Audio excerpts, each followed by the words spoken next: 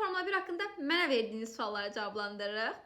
İlk öncə qeydiyyatla bağlı suallar. Qeydiyyat bitibdir. Ümumiyyətcə qeydiyyat həmişə sadəcə 1-2 gün açıq qalır. Hətta bəzən olur ki, bir gündə belə bağlana bilər və ikinci şans mən bilən olmur. Qeydiyyatlar bir dəfə açılır və bir dəfə bağlanır. Müsahibə mərhələsi ilə bağlı gələn bütün sualları ümumiləşdirəcəm. Çünki müsahibə mərhələsi ilə onsuz da bir video çəkmişəm, bir videoda göndərəcəm. İndi təzədən çəkmişəm, onları paylaşacağam. Amma qısaca müsahibə haqqında onu deyə bilərəm ki, müsahibələr uşaqlar bir partdan ibarət olur.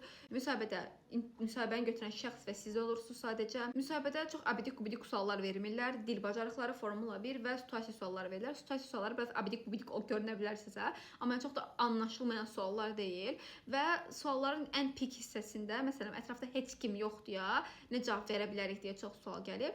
Mən əslində qalsa öz intervyumda bu suala cavab verə bilməmişdim. Məncə orada sakinliyi qorumaq və prosesi idarə etməyə çalışmaq HR-ın gözündə yenə də müsbətdir. Verdiyiniz hər cavabda daha pik bir nöqtəyə, bəs o olmasa nə olara gətirib çıxardacaq müsahibəni götürən şəxs. Formula 1 bizə nə qazandıracaq ki, sualı əslində qalsa sizin ona nə gözlədiyinizi göstərir. Əgər məsələn konsert gözləyirsə, konsert qazandıracaq, sertifikat gözləyirsə, sertifikat qazandıracaq, dost gözləyirsə, dost qazandıracaq.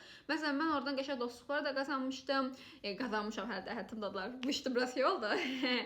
Dil bacarıqlarında əslində qalsa ingilis dili və rus dili bilməyiniz üstünlükdür. Çünki əsasən ora gələn insanlar ingilis və rus dilində danışırlar. Hətta mən belə bir şeylə qarşılaşmışdım ki, adam İspanyoldur, mənim də İtalyancam çox cüzi də olsa var və orada birdən-birə götürüb ona İtalyanca cavab vermişdim və o belə şok olmuşdu, çox sevinmişdi ki, onun dilinə yaxın bir dil bilən bir insan var arasında. Və çox qəşəng idi və insanlar çox səmimi ümumiyyətlə turistlər. Məsələn, mən çox belə qaşqabaqlı çox az turist gördüm.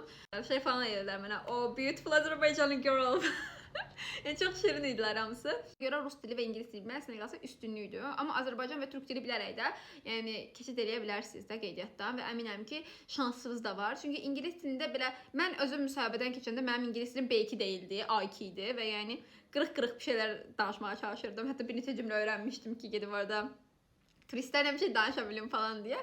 Dilin səviyyənin az olmasından çəkinməməlisən məncə. Orada özünü göstərməyə çalışmalısan yenə də. Amma yenə də ingilis dili və rus dili bilmək əlbəttə ki, üstünlükdür. Heç olmasa birini bilmək üstünlükdür. Yəni ikisi eyni anda bilmək zaten çox qəşəngdir. Amma birini belə bilmək üstünlükdür. Bu Formula 1 haqqında sizdən mənə gələn suallar idi. Əgər başqa suallara maraq edirsə, rəylərdə mənə yaza bilərsiniz.